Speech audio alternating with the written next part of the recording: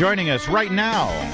Anchor a special report on the Fox News Channel every weekday at 6 p.m. He's the one and only Bret Baier. Bret, I love your family photo there that you put on your Facebook page with you and your family all sticking your tongues out. That was good stuff. Good morning. You never know what ends up on the Facebook page there. I'd love for you to respond to something that we've been talking about quite a bit here in the last 24 hours on WMAL, and that is what seems to be a discrepancy in the White House's policy with regard to quarantines. Of course, you know the quarantine story is very much in the news.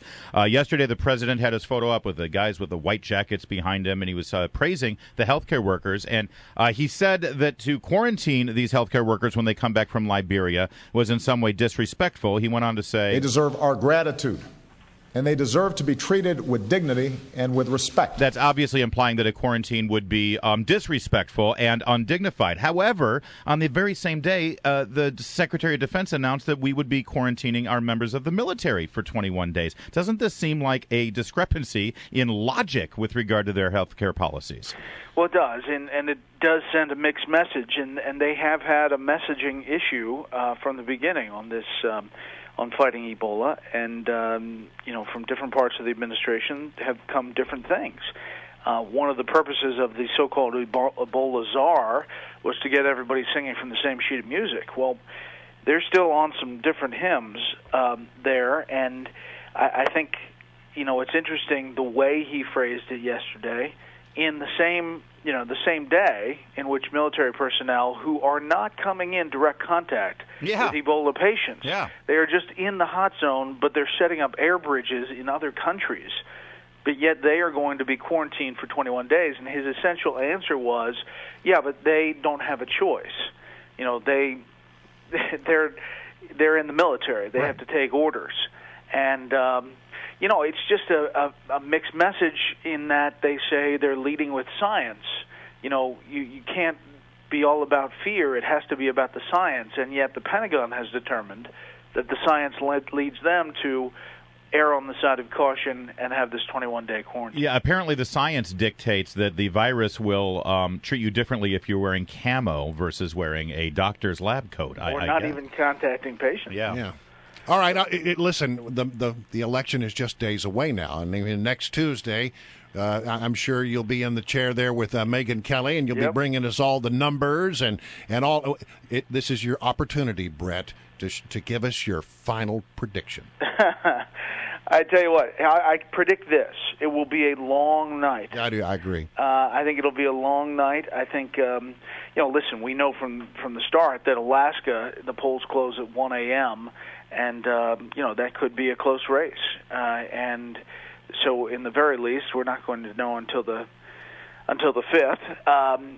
But, it's possible with Georgia and with Louisiana that both of them you have to get to 50%. You could be looking at the balance of power in the U.S. Senate holding on until either December 6th or January 6th. Well, and that's interesting because, the Senate would actually be in session, and we might not even know who's in charge. It's pretty crazy. January 6th, I think they will be back that week, Brian. Yeah. So I think they may have a couple days in between there. Well, listen, one way or the other. What do you think is the place to watch?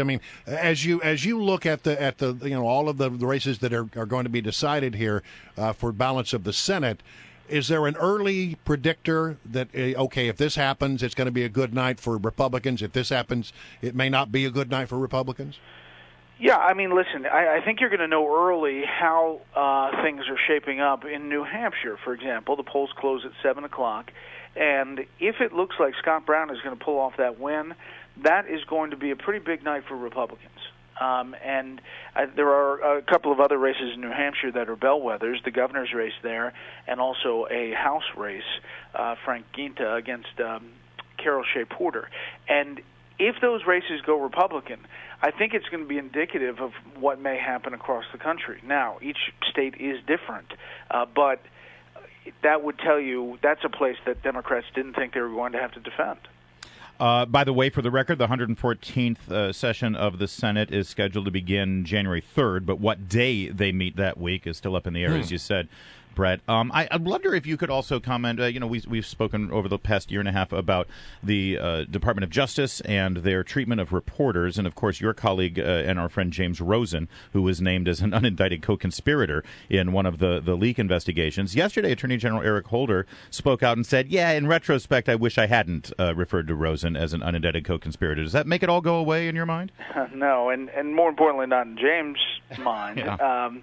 And Brian used to be roommates with James Rosen there at the Fox News Channel. Yep. He has a way with words and put out a statement last night, and pretty detailed. I mean, you can look at it online, but basically saying, it doesn't get to the substance of the issue.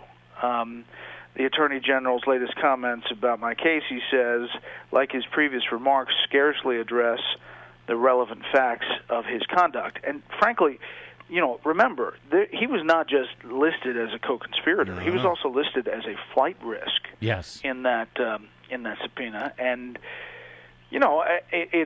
doing his job, for doing the job of a reporter. That's really the bottom line here. And the Attorney General told Congress he had he would never, put the crosshairs on a reporter.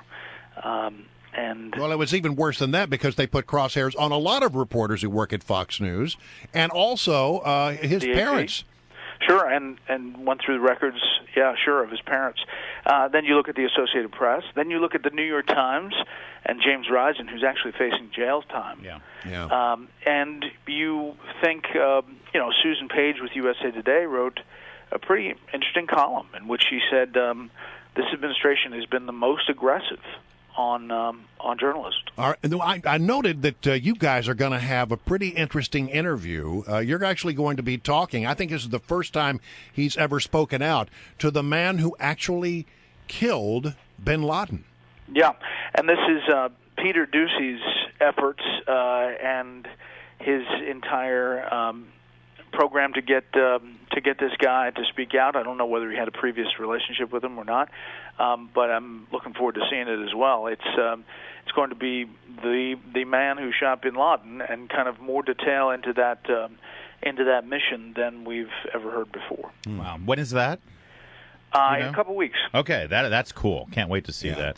All right, Bret Baier, always good to have you, sir. Listen, thank you for joining us. Oh, and your Halloween costumes tomorrow? Is it a big deal around the Baier house? It's a big deal around the Baier house. Now, I haven't determined what I'm going to wear, but the kids, Thor, and this shadow man that is all black. A shadow man. Is that like Slender Man, or is that a different thing? I'm really not sure. It's just an all-black figure. And you, Bret, will be dressed up as a bear. Maybe so. There you go. All right, Bret. Enjoy it tomorrow, and don't eat too much candy. Okay. All right. Thanks, Bret.